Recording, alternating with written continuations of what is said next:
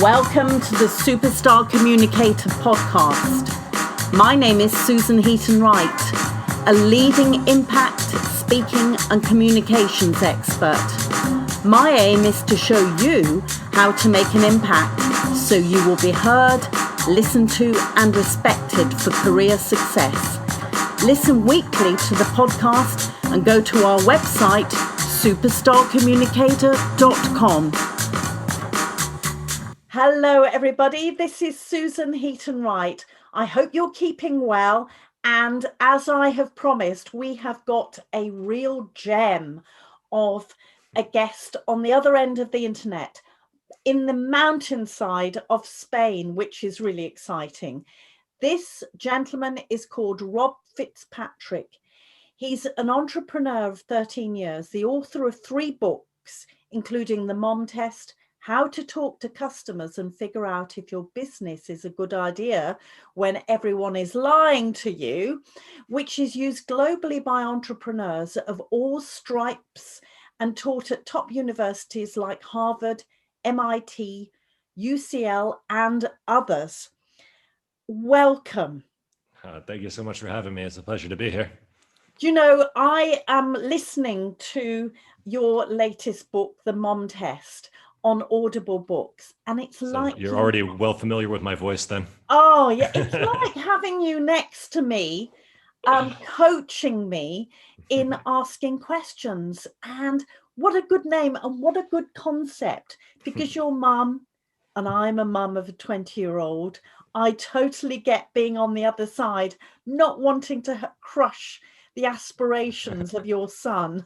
And for anyone who's I guess new to the book, where this name comes from is like I had a very supportive mother, like you, I would imagine. And so every time I brought her an idea, she would say, "That's amazing, it's incredible, it's so great." And eventually, as I got into business, I heard this rule, never ask your mom if your business is a good idea, because she loves you and she thinks everything you do is great. And so she'll lie to you, not out of malice, but out of support. But the assumption that's implicit in that claim is that other people will tell you the truth. And when I tried it with my first business, and we ultimately went out of business, despite having great investors, some good early customers, a great team, it was hard 4 years and we still failed. And I was like, wow, I asked customers what they cared about and they lied to me, not out of malice, but out of support. And I realized that you need to flip it and stop expecting other people to tell you the truth and start designing your questions and framing the conversation in a way which makes it easy for them to tell you the truth, which makes it impossible for them to lie to you. And in those cases, even your mom, the most biased and supportive person, can't lie to you. Again, not because she's changed anything she's doing, but because you've changed how you're asking the questions. It applies to feedback, negotiation, hiring, fundraising, sales, building new products. It applies to so many different areas. It took me a long time to figure out, but yeah, once you know how it works, it's very simple. Do you know, this is absolutely superb because, of course, this podcast is all about spoken communication, and feedback and asking for advice are some of the key things that we use in spoken communication. Yeah. I mean, it's like entrepreneurs come to me all the time now, because they'll read my book or they'll read my blog and they'll ask me questions, and I can tell that they want my stamp of approval to make them confident that they can move forward with their business. And if it's something I happen to be an extreme subject matter expert in, then sure, I'll say, no, this is how the industry works, or it works this way. But 99 times out of 100, I just say, listen, I don't know. I'm not your customer. Like I have no idea if it's a good idea. I thought Instagram was a stupid idea, and look how well that turned out. Like, I don't know, just because I wrote a book or it doesn't mean that I have a view of the future, right? And so the conversations I love to have and the feedback I love to give is not about whether someone's idea is good or bad, but about how they can find out for themselves if it's good or bad. And that's also the way, like I had incredible mentors and coaches at my first company, and I wasted them because I asked the wrong types of questions of them. I would either try to impress them. I would say, hey, we got all this amazing progress this week, blah, blah, blah. And they'd say, wow, that's really good. Sounds like you're doing great. I guess you don't need help. Or I would ask them for just their opinion. I'd say, should we do this or this? And they'd say this. And what I learned afterwards is it's far more useful if you can work with them, not about the decision, but about the decision-making process. like, hey, this is the data I've got. This is what happened. Here's how the conversation went. Here's my notes from the meeting. Can I talk through this meeting with you?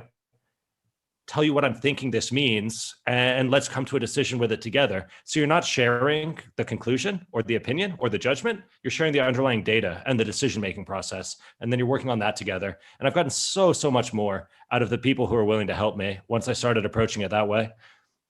That is superb. Now, I know that we were talking before we started the podcast interview about how we can actually modify the data even before we present it to somebody else. Yeah, I like to, I've seen that there's 3 places that the data becomes bad. So you can get bad data by asking bad questions. Yes. And also sometimes if you ask good questions in a bad way, like for example, if you're asking someone about budgets, but you're in a very formal meeting, they're going to think that anything they tell you will be used against them during negotiations later, because the formal context creates a negotiation atmosphere and it creates a sales atmosphere. Whereas if you ask that exact same question at a cafe of the same person, they would tell you the answer. So the questions you ask and the context is the first place that you can get bad data. Then after that is your memory. I'm a huge stickler for taking good notes during meetings. It's a lot easier now with Zoom. Like a lot of customer conversations and feedback conversations have moved on to Zoom. You can ask for permission to record, you can timestamp the highlights, you can share those with your team. But if you don't take those sorts of notes or that sort of record, you end up with an emotional memory, not a data memory. So you remember that the conversation was fun or that the person seemed to like you.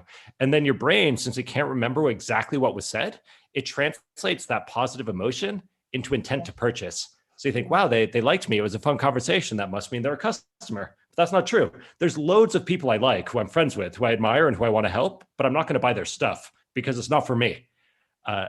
And so that's the second place, is your memory. You got to take good notes. And then the third is the decision-making. And this is, again, we mentioned it before, but this is why I try to share the notes with my whole team, yes, or my mentors or my coaches or my advisors or my friends, anyone I can. And then we come to a decision together. Because otherwise, even if you've asked perfect questions and you've taken perfect notes, if you make the decision by yourself, you've made a single point of failure in your own head. And for me, that's very high risk if I'm asking a team to believe in me, or I'm going to spend the next 5 years of my life on a project.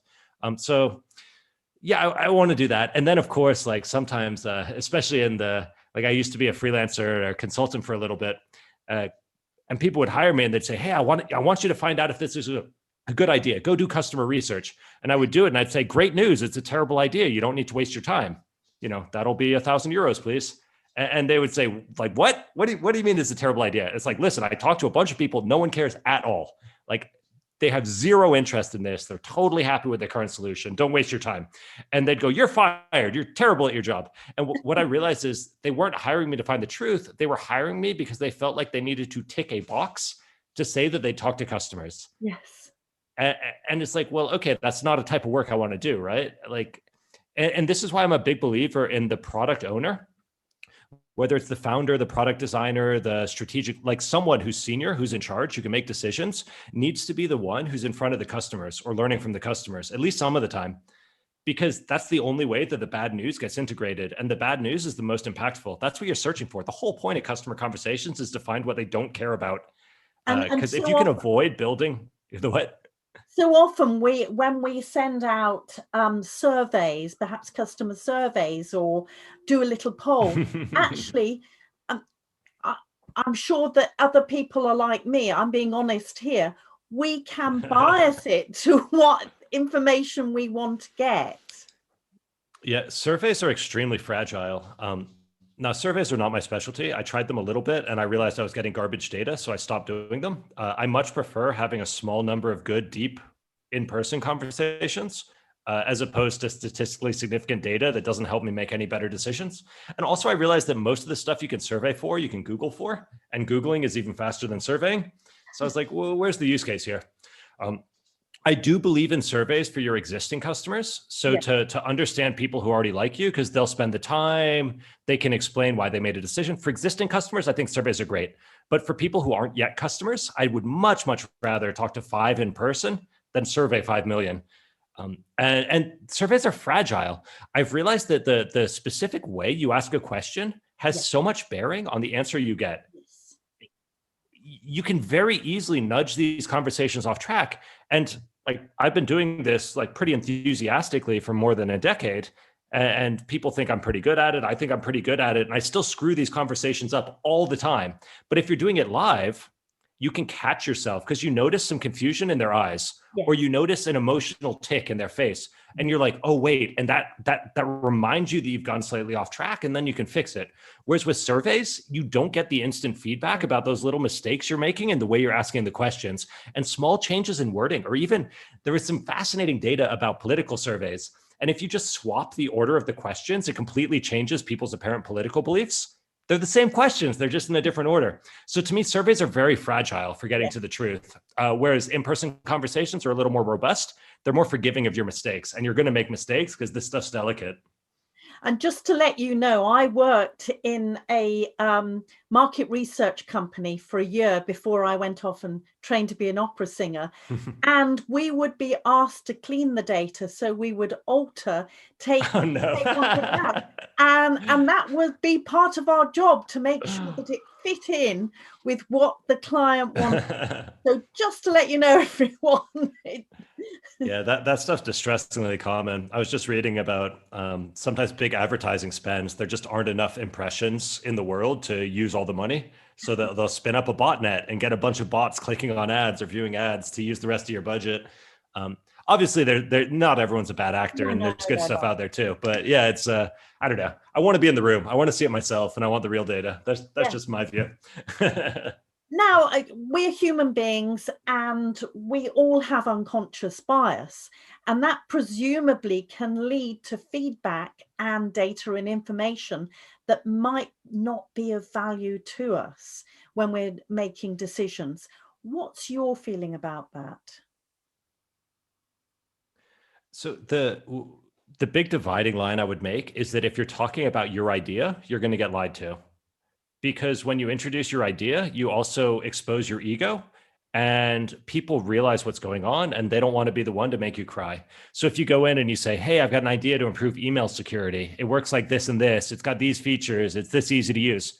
People are usually going to give you compliments. They're going to say, wow, that's amazing. Or they're going to give you feature requests. Oh, is it going to integrate with Outlook and Gmail? You go, oh, yeah, we can do that. It'll take a few extra months, tens of thousands of dollars. But yeah, we'll build that. That's a great idea. So you get opinions, compliments, or you get these hypothetical future promises. It's like, yeah, I might use something like that. Yeah, I think I would. And if you've ever failed a New Year's resolution to go to the gym every day, you know how much a hypothetical future promise is worth. And so that's like what causes the lies, is when you lead with your ideas. And you can basically resolve this in two ways. You can either ask for a commitment. So if you're at the pitching stage, if you've already got a if you've already got a product and you're ready for a binary, do they want it or not? Is this the right thing? Have I built the right thing? You can ask for a commitment. That could be something in a business context. It could be an introduction to their boss or their lawyers. It could be information about their budgets or their buying process or their timelines. These sorts of buying secrets or stakeholder mapping or connections inside the organization. That's the moment when suddenly you're asking them for something that's not easy for them to give you unless they actually care. And so you use that to cut through the compliments, not in a tricky way. You're not trying to trick them. You're not trying to steal their money, but you're trying to give them an easy opportunity to say, actually, you know what? I'm not quite comfortable with that. Or even if you see this emotional tick, you can back off. And it's like, oh, hey, listen, I don't need to talk to your boss now, but can I ask, where would we need to get to for you to feel comfortable making that introduction? And you get a conditional commitment.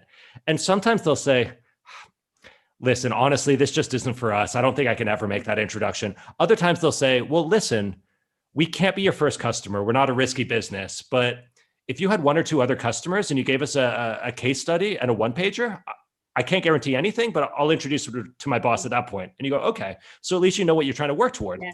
And that's a lot of the art of these conversations, is turning compliments and fluffy hypothetical commitments and opinions into actual data about, do they really care?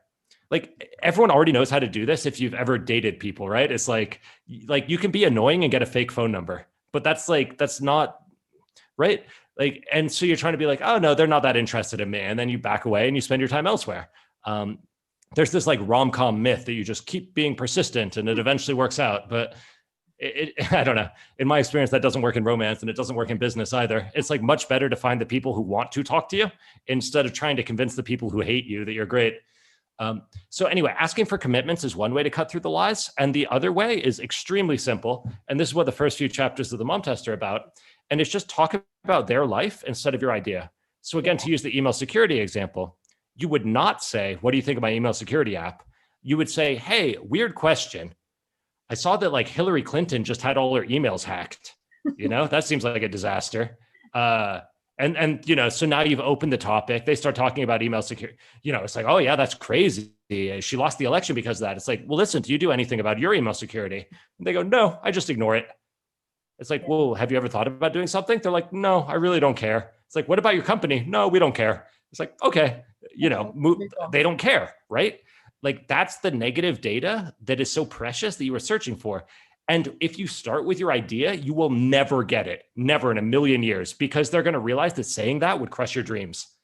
Whereas if you just ask about their life, what are you already doing and why are you doing it that way? They'll just tell you. And then you can make your own decision about what that behavior means. And sometimes they'll say, yeah, it's a nightmare. We hired a security firm. We must have spent $1 million on them over the last 4 years. We've now got like 3 people in IT who are dealing with this. We got sued last year because of it. It's a nightmare. We've tried and you go, aha, this is a motivated customer. That's someone who really cares and is likely to be my first customer, even though there's not very much evidence that my business is working. And this applies to freelancing. It applies to everything, right? Like, do they care? Once you're already up and running, people don't need to care that much because you've got a lot of success behind you. But for your first customer, people have to really care. And so you're searching for that emotion in as much as you're searching for, whatever, the budget. This is, really, really interesting. And you keep saying about having a conversation and people and watching people's response. So those little sort of emotional leaks, for want of a better word. So do you advocate actually having a live conversation, either Zoom, because obviously we're not able to have face-to-face as much, or is hiding behind an email or a survey okay? I highly recommend face-to-face as much as possible, but it's not possible in every industry. So for example, if you're building a product in mental health or domestic abuse, it would be harder to get people into a face-to-face conversation because it's a much more sensitive topic. And so in those cases, like the anonymity helps people and you get better information if you're able to respect people's anonymity. But in most cases, if it's something people are happy to talk about, if you can get them face-to-face, much better. And I am not naturally good at this, but like over time, you can get some signals that the conversation is going off the rails or that the other person is disengaging. And you don't have to be like a super natural conversationalist to pick up on this. It's like, oh, they just checked their phone again, Yeah. It's like, or they just, whatever.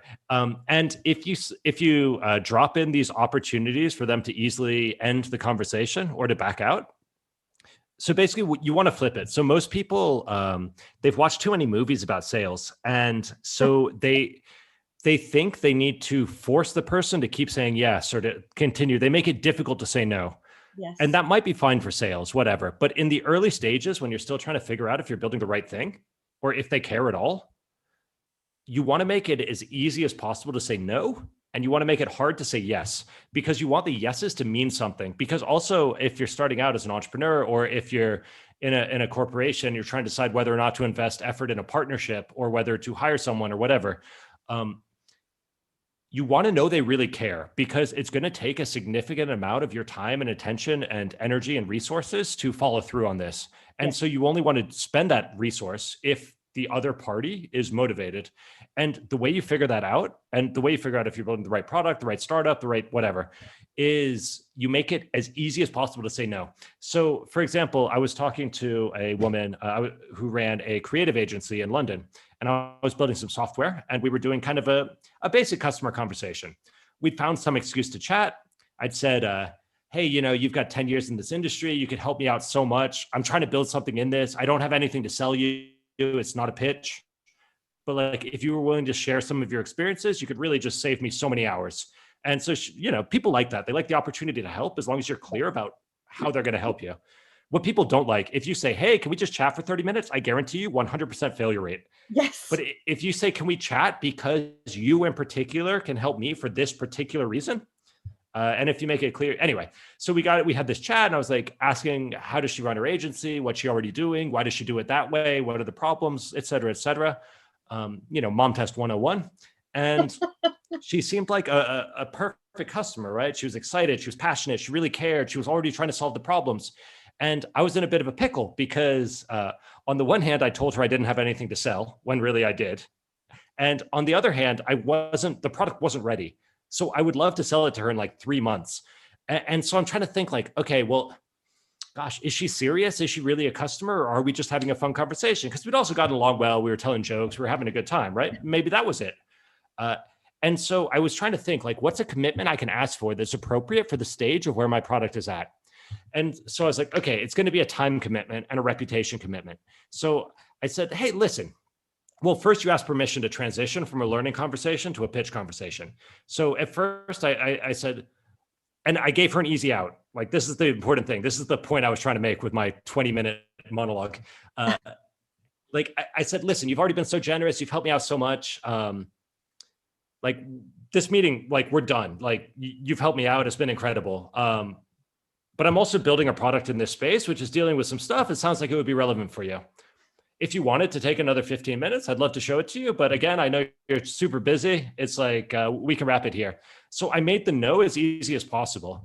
Yes. And she said, actually, no, I'd love to see it. This is a really important issue for us. Yeah, I've got time now. Let's do it. And I was like, okay, great. So I switch into the pitch. We give it. She's like, I love it. This is incredible. We could use this. This would change our lives. Best product ever. And here in my head, I'm of course thinking she's lying to me. She's trying to trick me. She's trying to force me to waste 10 years of my life building a product she's not even going to buy. This has happened to me before. So then I'm thinking like, okay, what's the commitment I can ask to figure out if there's actual intent to purchase here? And so I was like, well, listen, it's not ready yet. It's not going to be ready for a few months. But if you're willing, I'd love to come into your agency this week or next week, spend a couple of hours with the rest of your team, walk them through the mock-ups, the paper prototypes, make sure that this is really going to achieve what you want so that we can build the right thing for you. And the whole tone of the conversation changed, you know? It had been fun, it had been jokey, it had been laughy, it had been energetic. And she goes, oh, she like audibly groans because I'd now asked for something that was not free for her to give me. I wasn't asking for money, but I was asking for her team's time. Yes. And I was asking for some of her reputation. Oop. Hello? I'm still here. How are we doing? I'm losing a little bit of connection, so I'll just pause and. Okay. Oh, sorry. Sorry, it must be when it gets windy out, the trees blow into the way of the internet's line of sight. Anyway, so when I asked for the commitment, the whole tone of the conversation changed. She audibly groaned. You know, she's like, because I was asking for something valuable, not just a compliment or an opinion, but her team's time. And there was quite a long pause. And then eventually she said, yes, I hate to do this, but this is really important for us. When can you come in? Okay. And I said, aha, she's a customer. You know, no money had changed hands, but by being willing to introduce me to her team and use her team's time, she demonstrated that she was willing to invest. And like, that's what you're looking for. Use a combination of these things. Ask about their life instead of asking their opinion of your idea. And if you do introduce your idea, make sure you ask for a commitment. And with those simple tools, and as much as possible, keep the context casual. The more formal the context, the more you get lied to. And focus groups are the worst because they're the most formal, right? Never do focus groups. Try to meet people one-on-one. Try to allow them, put them in a place where they feel safe to reveal their weakness, because their problems, their failures are the issues that your business or product is going to resolve, right? So they need to be in a safe space. If you put a bunch of customers together, they get more focused on impressing each other than on telling the truth. Oh, this is absolutely super. Now, I always ask my my guests for 3 top tips, but I want to be a little bit cheeky here because my business buddy, Gareth, put me on to you because he recommended your book because he's been listening to Audible as well, and we often chat. I want to ask you 3 top tips that could help Gareth with the development of his software. And I went, All I right. obviously for Gareth is bound to be very Now, cross that I mentioned his name, so I won't mention the product or his surname. can I ask, is he selling to big businesses, small businesses? Is he It, marketing to individuals, marketing to freelancers? What's the rough small businesses, small businesses, selling to big businesses, small not business, but small he's business. individually talking to them. So Yes. it's a direct sales process. He's actually speaking with them. Cool. So in that case, and does he have customers yet? Oh yes, the product. Okay. He's got a company for 3 years, but obviously wanting Oh, to perfect. upgrade, and yeah. So Gareth's already doing great. So if you've got customers and they're happy and they're renewing, that shows that you've already solved a lot of problems, right? You've found a problem people care about. You found a customer segment who cares. You've created something. Sorry, it's suddenly gone silent. Oh. So if you've already got customers, you're already doing a lot of things right. You found a problem that people care about. You found a customer segment who it works for. You've built a solution that's credible, right? Like everything's going great. So it's about optimization. It's about what's next. And the highest impact and simplest tip, and you may already be doing this if you're running a sales process, because good sales is built around this, but basically carve out a few minutes at the beginning of each customer interaction and give yourself an excuse not to pitch for at least a few minutes. So often when you open a conversation in a sales context or with a new potential client, or even doing customer support, it becomes a pitch meeting by default. So people say, hey, what's new? Or you say, hey, let me show you what's new. It's easy. Like it feels like the natural excuse. And in person, there was this very, especially if it was someone you already knew, there was this comfortable space of small talk. And you could use the small talk to ask, hey, weird question. How are you guys dealing with this issue? Or how has your business been working with this? Or, hey, I've really been struggling with this, or some of my other clients are really struggling with this. Or how's it working out for you? And those few minutes of small talk were where the meaningful learning happened. And after that, you switch into, the pitch, the demo, the sales meeting. And then it's more yes, no. And especially now with Zoom, that's even less natural to find that space.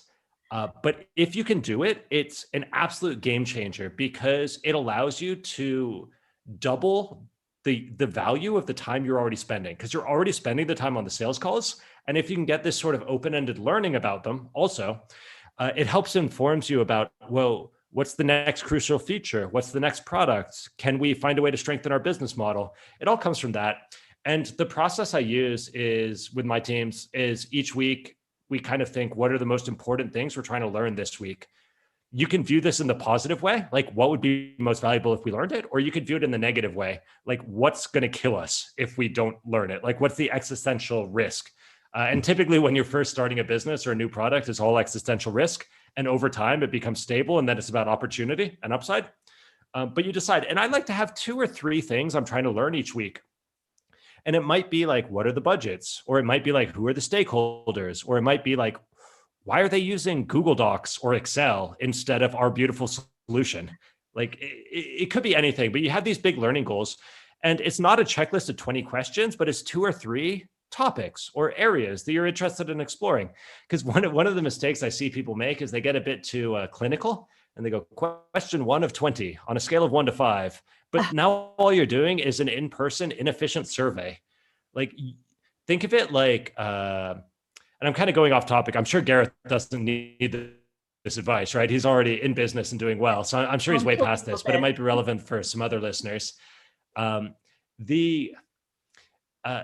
biggest advice for the actual operations, for the feel of the customer conversations, is to treat it the same way you treat a heartfelt conversation with a friend where they've had a bad day. So if you had a friend who just got dumped by their husband or wife, you wouldn't go to them and say, okay, so on a scale of 1 to 5, how upset are you? That's not how we talk to humans about their problems, right? And that's not how we should talk to our customers about their problems either. That whole it's a relic of trying to report statistically significant data up the management chain, but that's not how you get insights. And this is the reason big companies can't innovate, because they've prioritized one-pagers with pie charts over actual interesting data. And so the advantage you have as a small team or an individual or a small company is that you're able to engage with messy data. And the messy data is where the insights come from. And if you were talking to your friend, you would say, wow, you just got dumped. That must suck. Tell me everything. And they will. They'll talk for an hour and you will understand them better and you will become better friends because of it. It's human understanding. And you want the same human understanding for the people you're trying to serve with your business or your product. And that doesn't come from a clipboard and a 1 out of 5 answer. It comes from saying like, wow, you are in pain. You are losing money. You are losing time. You are frustrated. That must suck. Tell me everything. And treating them like a human. Like if you have at least one friend, you already know how to run a brilliant customer conversation. Like just do that. Stop being so formal. You know, I love the fact that you advocate small talk. I'm a great advocate, a great fan of small talk, but so often people think it's a waste of time. They've got to get down to business. Well, I would say purposeful small talk. So yeah, any small talk's great, for it builds the relationship. It's fun. It's social connection. It's nice. But I'd say if you go in and your 2 or 3 learning goals, it's directed. You're nudging people in that direction. Hey, weird question, but what about this? And it's like, oh, that is a weird question, but this is what we do about it. They'll just tell you the answer. Like you can use this at events. Like instead of swapping business cards with someone and trying to set up a meeting, if we ever get back to events, like what a waste of an opportunity, right? When you're swapping business cards, just say, hey, weird question. How do you deal with this? They'll just tell you. You've just skipped the whole meeting. And they'll also remember you because you were the only person at that event who actually gave them a real conversation instead of just trying to pitch. So it's like, you already know how to do it. You just need to drop the formality. Oh, it's superb. Before we finish, could you tell us about the Mom Test, the book, how people could perhaps connect with you, or if they want to have a conversation with you or even work with you? Yeah, so the book is called The Mom Test. I've got 3 books. One, the Mom Test is about customer understanding and conversations, which also leads into sales and entrepreneurship. Then I did one about education design called The Workshop Survival Guide, which is about structuring interesting events and education design, maintaining energy levels. And the most recent one is for anyone who wants to write a nonfiction book, because my books have done relatively well. The Mom Test has sold more than 100,000 copies. It's taught at all the top universities, like you mentioned in the intro.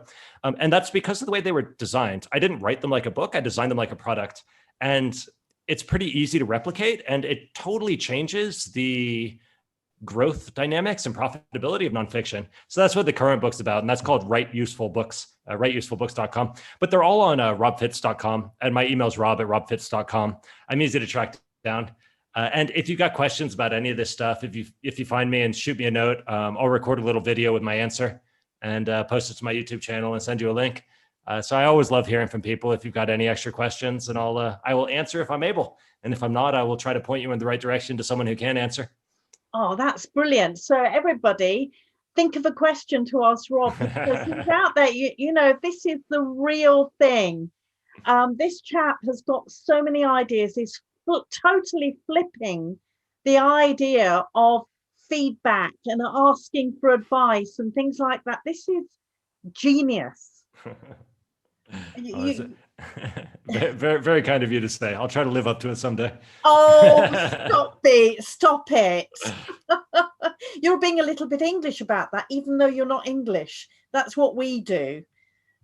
Oh, I am. My mother's English and my father's Scottish. Oh. So I spent 10 years in London, but I just happened, they were sailors, and I ended up being born in America due to a quirk of, how it was to sail boats back then. So that's where I grew up. But yeah, I'm English heritage.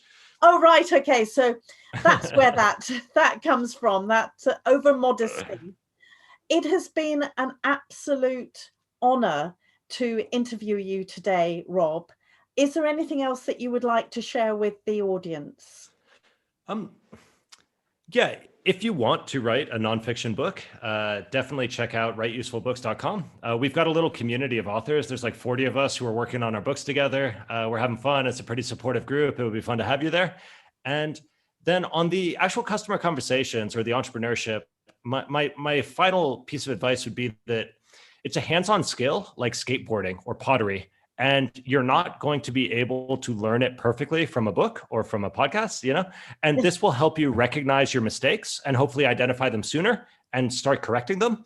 But you're going to need to fall on your butt a few times, and so I would say, if you are scared of this, if you're scared of the idea of talking to customers or exploring your idea, start with the friendly contacts. It's much harder to burn a friendly bridge, go to the people who already like you. Say like, hey, listen, can I just ask you questions about your work for half an hour? Find someone who's willing to talk to you without an excuse. Use that to start building the skills and making your mistakes. And then when you go into the scary conversations with grumpy people, you're a bit more prepared. But give yourself learning time. Like if you were learning to skateboard, you wouldn't drop straight down a half pipe, right? You'd like start on a pavement with a pillow like taped to your butt or something. I don't know. But like give yourself that opportunity. And once you do learn it, it's such a valuable skill. Like my background is not in talking. My background is I'm a programmer, I'm a developer, and I learned talking later. And it's been the biggest multiplier of my career because everything else I do is more effective because I'm able to talk to people now. So well worth learning. You're listening to the right podcast. And I wish you luck. And if you have any questions, shoot me a note and I'll be helpful if I can. Oh, brilliant. And before you go, the group for the writing of the nonfiction, can you let everybody know, just in case there's somebody who would be interested in that? Yeah, it's all off writeusefulbooks.com. Okay, right. And not right as in Susan Wright. No. R-I-T-E. Brilliant. Exactly. Oh, thank you so much, Rob. It has just been brilliant. My mind is whizzing around, even though I'm a mom. Well, we can do a sequel in a few months after you've tried to apply some of this stuff and run into questions. We can jump on those. I'd love that. I'm sure everybody else would really appreciate that too. And maybe audience, if you've got questions that you want me to ask Rob, we could do that. Yeah, that'd be fun. Send in your questions and then we'll do another episode and we'll answer them all. Brilliant. Thank you so much. Keep safe. And everybody keep safe and well. Until next time, this is Susan Heaton-Wright from Superstar Communicator. You have been listening to the Superstar Communicator podcast. Don't forget to subscribe and review the podcast on iTunes and on apps. Please contact us if you want to discuss any topic, could suggest a topic for us to include, or a guest who could come onto the podcast. Go to superstarcommunicator.com.